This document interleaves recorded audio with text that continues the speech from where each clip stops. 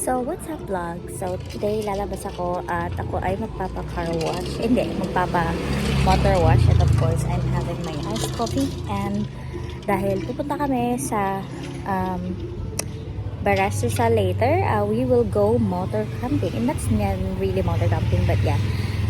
Magdadrive ako, dadalhin ko yung aking beat and then yeah, we'll go camping with sila Kay and Deke are already there. Pahabol na lang kami kasi may pasok pa season. Okay, so yeah, I'm gonna go. I can't show you while I'm driving over there kasi nga hindi ko pa na ma-mount yung only using half face. Wala akong paglagyan kasi nasira yung tinanggal yung camera mount sa aking bit. So anyways, let's go. Malapit lang siya sa bahay kaya saglit lang yung aking driving time. At the same time, medyo gabay ko na din si Bitbit. Andun yung feeling na isa na kami. Alam mo yung feeling na as one. And at the same time, dito sa paglilinis ko na to, I felt or naramdaman ko yung connection with my motorcycle. It's very important, I guess, na magkaroon kayo ng connection na alagaan nyo yung isa't isa. Yung, alam mo yung feeling na parang aalagaan ka ng motor mo at the same time, aalagaan mo din siya as well. So, parang give and take. And yeah, na-appreciate ko siya lalo kasi before parang, wala, motor lang yan, so on and so forth. But now, nung ginawa ko to kanina, nakita ko yung madami akong nakikita na pwedeng i-improve sa kanya, which kailangan of course na pag-ipunan. And yeah, andun yung connection talaga hindi ko ma-explain. And yeah, by the way, with this yung parang hulog piso, this one 5 minute per peso yata yung spray ng water.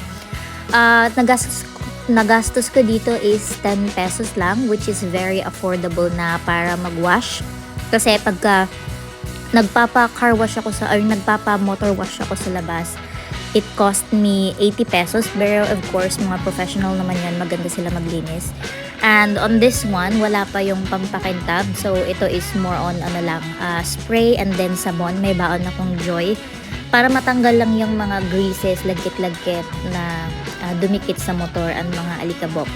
And yun, naglinis lang talaga ako para ipadumi mamaya kasi may biyahe kami mamaya. And yeah, para lang naman alam mo yung para ma-feel din ng motor ko. Ewan ko lang kung ako lang para ma-feel ng motor ko na pumoporma ako kasi lalabas ganon, bagong ligo ganon. Alam mo yung feeling ganon? I don't know, yun lang yung na-feel ko. Probably dahil first time kong magka-motor, kaya meron akong feeling na ganon. At let me know if may mga feelings din kayong ganon sa motor nyo. Alam mo yung nag-invest kayo ng emotion, is not just nag-invest kayo ng money at the same time. Andun yung love for your motorcycle or vehicle na meron ka. So, yun, mabilis lang siya on this video, but it took me probably 30 minutes to do this kahit na scooter lang siya, and it's my first time doing this. And yeah, hopefully na magawa ko din siya regularly. And this is how it looks like after